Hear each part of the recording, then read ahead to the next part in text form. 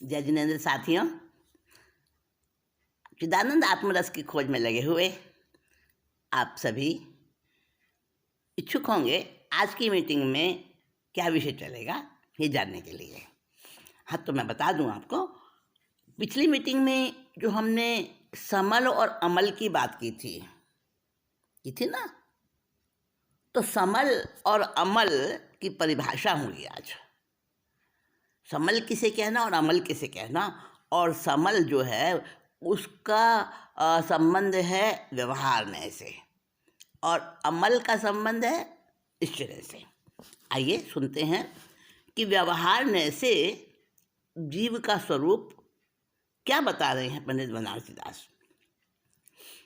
एक रूप आत्म दरब ज्ञान चरण द्रगती, भेद भाव परिणाम सो व्यवहार सुमलीन। यद्यपि समल व्यवहार सा पर्याय शक्ति अनेक, तदपि नियत नय देखिए शुद्ध निरंजन एक देखिए जानिए रमि रहिए एक ठावर, समल अमल न विचारिए यह सिद्धि नहीं और। व्यवहार ने से जीव का स्वरूप बताया, निश्चय ने से जीव का स्वरूप बताया और शुद्ध ने से जीव का स्वरूप बताया। तीन दोहों में तीन बात कह दी अलग अलग, लेकिन अलग अलग होने पर भी ये तीनों एक हैं, क्योंकि एक ही संबंध में कही गई हैं। हाँ, तो व्यवहार ने से जीव का स्वरूप बताया, एक रूप आत्म दरब ज्ञान चरण द्रग तीन। आत्मद्रव्य एक रूप है, अर्थात अभेद है, अखंड है, एक है, समूचा है, होल है, संपूर्ण है। तो द्रव्य जो है, आत्मद्रव्य, वो एक रूप है, उसमें भेदभाव कुछ भी नहीं है, न भेद न प्रभेद। और ज्ञान चरण द्रग तीन, और उस आत्म रूप द्रव्य के तीन जो है ना, जब हम भेद करते हैं, ज्ञान यानी सम्यक ज्ञान, चरण यानी सम्यक चारित्र, और दृग यानी सम्यक दर्शन। सम्यक ज्ञान, सम्यक दर्शन, सम्यक चारित्र अथवा ज्ञान दर्शन चारित्र, जब हम तीन भेद करते हैं तो वो भेद का करना, भेद करने का भाव, परिणाम, ये सारा ये व्यवहार में से है। और उस समय जब हम इस तरह की बात करते हैं कि जीव में सम्यक ज्ञान है, जीव में प्रभुता है, जीव में जीवत्व शक्ति है, अमुक गुण है, अमुक शक्ति है, ऐसा है वैसा है, तो जब हम कहते हैं ना, तो वो हम मलिन बना देते हैं यानी असत्यार्थ, अभूतार्थ और व्यवहार में से ये वर्णन है जीव का। और जब हम कहते हैं कि यद्यपि समल व्यवहार सो, यद्यपि व्यवहार से वो अनेक गुण और पर्याय वाला है, समल कहा हमने पीछे उसको, तो अनेक गुण और पर्याय हैं उसके, पर्याय शक्ति अनंत और अनंत शक्तियाँ हैं, पर्याय हैं, अनेक गुण हैं, तो भी, तदपि यानी तो भी, नियत नहीं देखिए, नियत नहीं यानी निश्चय नहीं, निश्चय से देखिए कि वह शुद्ध निरंजन एक है। ये निश्चय से हमारा विचार बनता है। अनुमान प्रमाण जीव का इस प्रकार से हम देखते हैं, समझते हैं, जानते हैं और उसी में उसकी श्रद्धा करते हैं। ये है निश्चय है।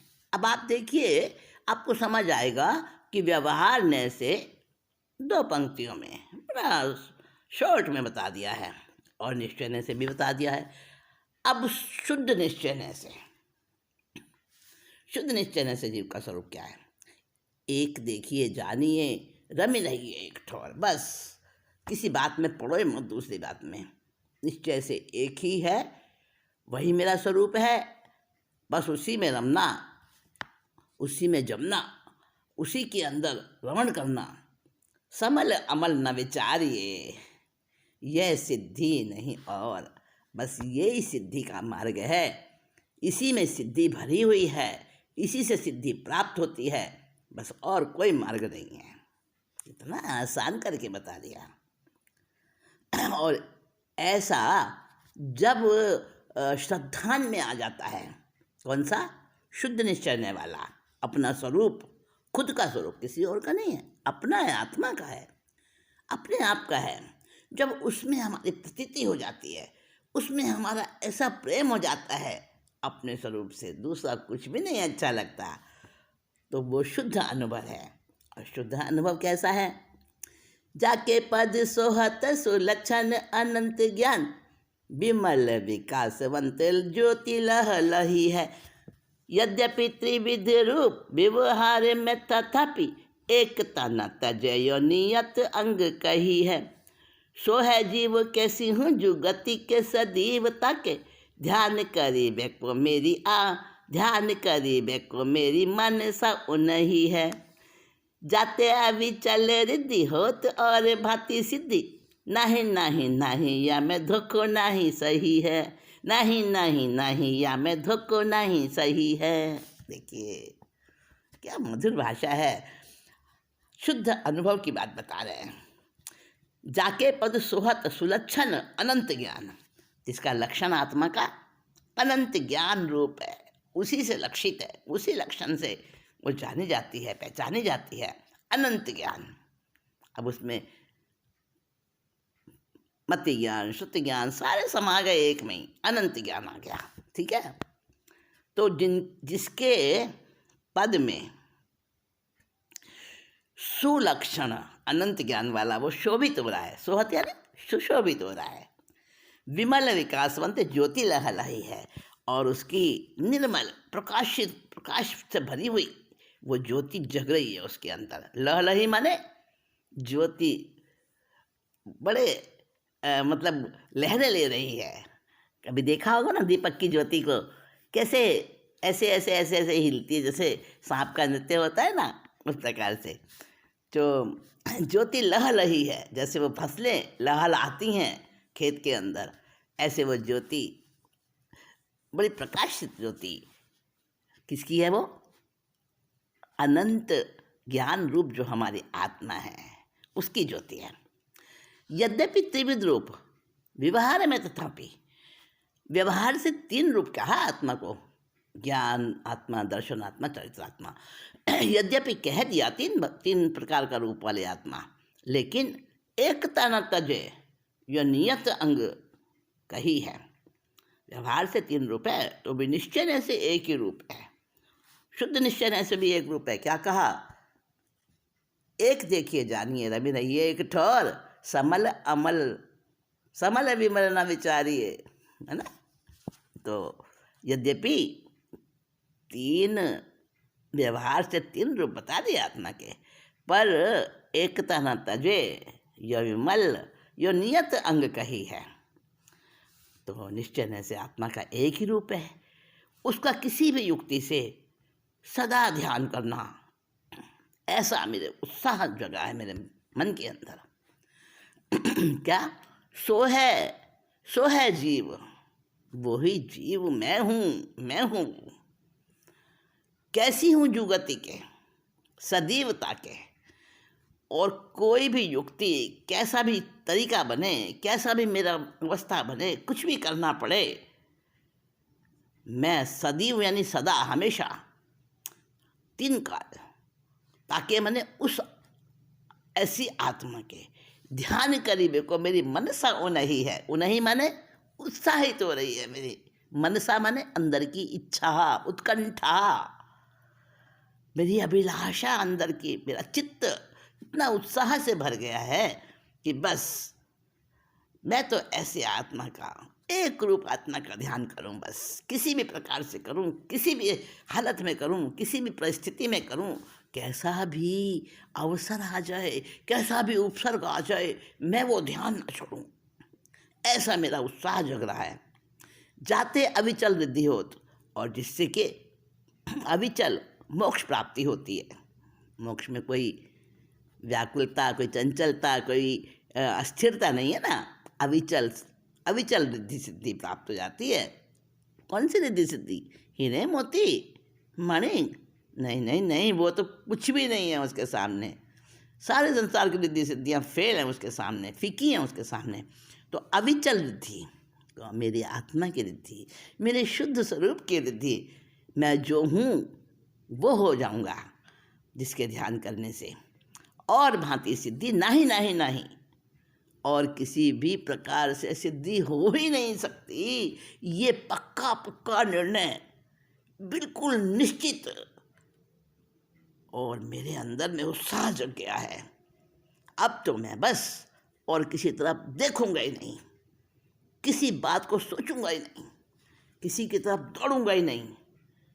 बस एक ही जो मेरी आत्मा है उसी में ध्यान में लगूंगा, क्योंकि और भांति स्थिति नहीं नहीं नहीं, 3 बार नहीं नहीं कहा, यानी उसको पुष्ट करने के लिए कि ऐसा ही है, ऐसा ही है, ऐसा ही है।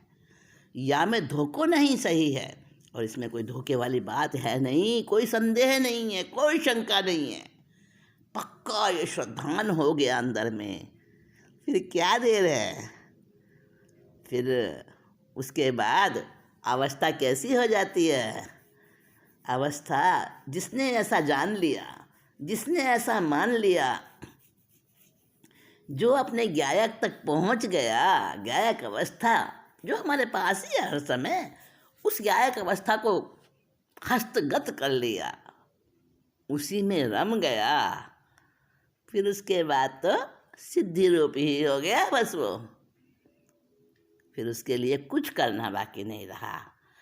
तो ये शुद्ध अनुभव है, ये शुद्ध अनुभव की दशा है। और उस दशा में आगे बताएंगे कि कैसी कैसी कैसी भावधारा बहती है, वो हम अगली मीटिंग में सुनेंगे। आज हमने सुना व्यवहार नय से, निश्चय नय से और शुद्ध नय से, बिल्कुल शॉर्ट एंड स्वीट जो जीव का स्वरूप है, उसको हमने बहुत थोड़े शब्द में, संक्षेप में, जिसको कहते हैं ना कि 10 तरह की रुचि होती हैं, आज संक्षेप रुचि वाली बात हमने की है। तो संक्षेप रुचि से हमने जान लिया, जिसको कहते हैं ना कि सारा चैप्टर पढ़ लिया, उसके बाद हिंट रूप क्या क्या पढ़ा हमने, वो हिंट आते ना टिप्स में, वो हमने आज टिप्स पे ले लिया। और फिर उसके बाद शुद्ध अनुभव की जो प्यास जगी है, जो एक दृढ़ निश्चय हो गया है कि बस यही मेरा रास्ता है और सारे रास्ते बेकार हैं, तो आज हमने वो स्थिति प्राप्त कर ली है। अब आगे और क्या बताएंगे नेक्स्ट